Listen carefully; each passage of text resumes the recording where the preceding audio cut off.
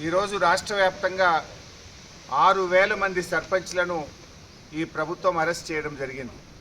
హైదరాబాద్ నగరంలో 14 పోలీస్ స్టేషన్లలో కలిపి దాదాపు 1,800 మంది సర్పంచ్లను ఈరోజు హైదరాబాద్లో అరెస్ట్ చేశారు. ఏమడిగారు సర్పంచులు? మేము అప్పులు తెచ్చి వడ్డీలకు తెచ్చి స్వంత డబ్బులు భార్యా పిల్లల మీద బంగారం అమ్మి గ్రామ అభివృద్ధి కోసం పనిచేసిన మా పెండింగ్ బిల్లులు చెల్లించమని ఇవాళ సర్పంచులు అడిగితే ఆ సర్పంచులను అరెస్ట్ చేస్తూ ఉన్నారు. ఇవాళ సర్పంచులేమో బిల్లులు చెల్లించాలంటే ముఖ్యమంత్రి గారేమో సర్పంచులను బంధించాలంటుండ్రు. బిల్లులు చెల్లిస్తారా, సర్పంచులను బంధిస్తారా? ఇదేనా ప్రజాపాలన? ప్రజాపాలన అంటే ఊరికి సేవ చేసిన సర్పంచులను బంధించడమే ప్రజాపాలననా? మీ ప్రభుత్వం వచ్చి 8 నెలలైంది.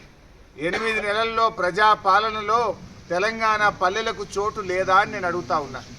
8 నెలల్లో 8 పైసలను ఇచ్చిందా మీరు గ్రామ పంచాయతీలకు? ఢిల్లీ నుంచి వచ్చిన 800 కోట్ల రూపాయల NREGS డబ్బులను మీరే ఆపుకున్నారు. ఢిల్లీ నుంచి 15వ ఆర్థిక సంఘంలో వచ్చిన 500 కోట్లను మీరే ఆపుకున్నారు. ప్రతి నెల ఇవ్వాల్సిన పల్లె ప్రగతి డబ్బులు మొత్తానికే బంద్ చేసిండ్రు.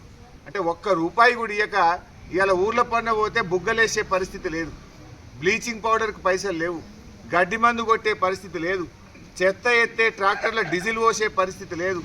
మొన్నటిదాకా సర్పంచులేమో డబ్బులు పెడితే ఈ సర్పంచులు దిగిపోయాక పంచాయత్ సెక్రటరీలు కూడా వాళ్ళ వేతనంకి వెళ్ళి మనిషికి 60,000 70,000 పెట్టిండ్రు. అంటే ఏం చేస్తుంది ఈ ప్రభుత్వం? ఇవాళ గ్రామాల్లో ఫాగింగ్ లేక, మరి పారిశుద్ధ్య నిర్వహణ లేక ఇవాళ ఎక్కడికక్కడ మలేరియా, డెంగ్యూ, వైరల్ ఫీవర్స్తో ప్రజలు బాధపడతా ఉన్నారు. ఆసుపత్రుల నిండా పేషెంట్లే ఉన్నారు ఇవాళ. దానికి కారణం ఈ ప్రభుత్వ వైఫల్యం. ఈ ప్రభుత్వం పల్లెల్ని నిర్లక్ష్యం చేసింది. దయచేసి ముఖ్యమంత్రి గారిని వెంటనే డిమాండ్ చేస్తూ ఉన్నాం, తక్షణమే సర్పంచుల పెండింగ్ బిల్లులు విడుదల చేయాలి.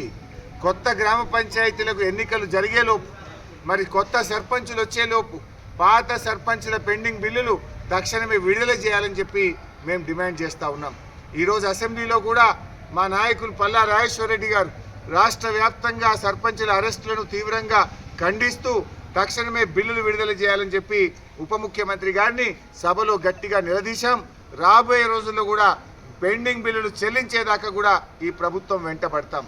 అసలు ఈ ప్రభుత్వానికి సోయి లేదు. ఢిల్లీ నుంచి వచ్చిన ఉపాధి హామీ డబ్బులు కానీ, ఆర్థిక సంఘం డబ్బులు కానీ అవి ఖర్చు పెడితే మళ్ళీ సెకండ్ ఇన్స్టాల్మెంట్ వస్తుంది. 4 నెలల నుంచి ఆ వచ్చిన పైసల్ని వీళ్ళు వాడుకున్నారు. పెద్ద పెద్ద కాంట్రాక్టర్లకు మాత్రం బిల్లులు ఇస్తున్నారు, బడా కాంట్రాక్టర్లకు బిల్లులు ఇస్తున్నారు.